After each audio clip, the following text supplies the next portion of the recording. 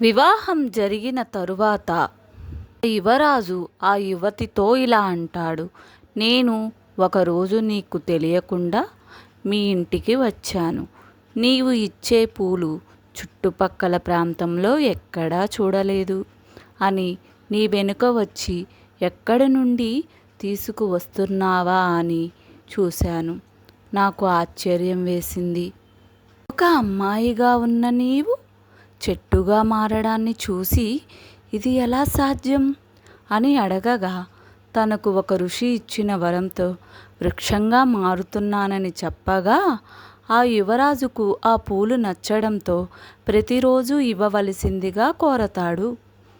అలాగే ప్రభు, నేను చెప్పినట్టుగా చేయండి. మీకు కావలసినప్పుడు నీటిని తీసుకువచ్చి పైనుంచి మొత్తం పోయవలసిందిగా చెబుతుంది. కొంచెం పొడి లేకుండా తనను తడపమని చెబుతుంది. అప్పుడు నేను ఒక వృక్షంగా మారతాను. చిన్న ఆకుని కానీ కొమ్మని కానీ తుంపకుండా కేవలం పుష్పములను మాత్రమే తుంచవలసిందిగా చెబుతుంది. తరువాత పైనుంచి మొత్తం నీటిని పోయవలసిందిగా చెబుతుంది. కొంచెం పొడి లేకుండా తనను తడపమని చెబుతుంది. అప్పుడు మాత్రమే నేను మనిషిగా మారతానని చెబుతుంది. యువరాజు తనకు కావలసినప్పుడల్లా చెట్టుగా మారమని, తరువాత తనకు కావలసిన పువ్వులను తీసుకుని ఆ యువరాణి చెప్పిన విధంగానే ఆకుని కానీ కొమ్మని కానీ తుంచకుండా తనకు కావలసిన పువ్వులను మాత్రమే తీసుకుంటాడు.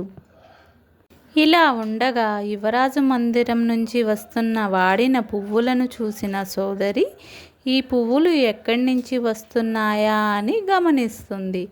ఒకరోజు ఆ సోదరుని తన సోదరుడి సతీమణి అయిన యువరాణిని ఇలా అడుగుతుంది, ఈ పువ్వులు నేను ఎక్కడా చూడలేదు, మీ గదిలోంచి ఎలా వస్తున్నాయా అని.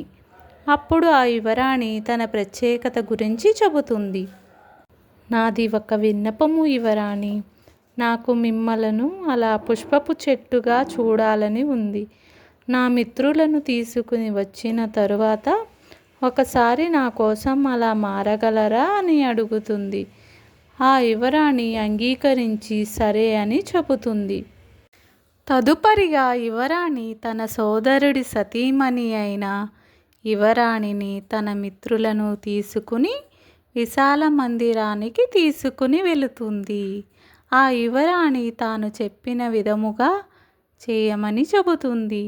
తనను పైనుంచి తడపవలసిందిగా, తన తడిపిన తరువాత పుష్పపు చెట్టుగా మారతానని, ఆకుని కానీ కొమ్మని కానీ తుంచవద్దని, తాను కావలసిన పువ్వులను మాత్రమే తుంచవలసిందిగా చెబుతుంది. తరువాత తనను పైనుంచి తడపవలసిందిగా, తను తడిపిన తరువాత మాత్రమే మనిషిగా మారతానని చెబుతుంది. సరేనని యువరాణిని చెట్టుగా మారుస్తుంది ఆ సోదరి.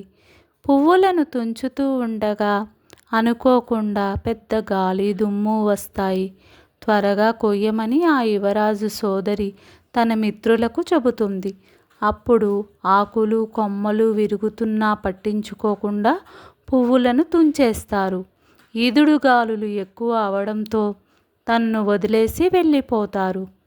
ఆ యువరాణి చెట్టుగానే ఉండిపోతుంది.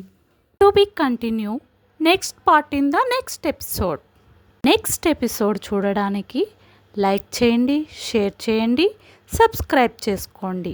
మీకు నోటిఫికేషన్ రావడానికి బెల్ ఐకాన్ని ప్రెస్ చేయండి. మర్చిపోకండి సుమా.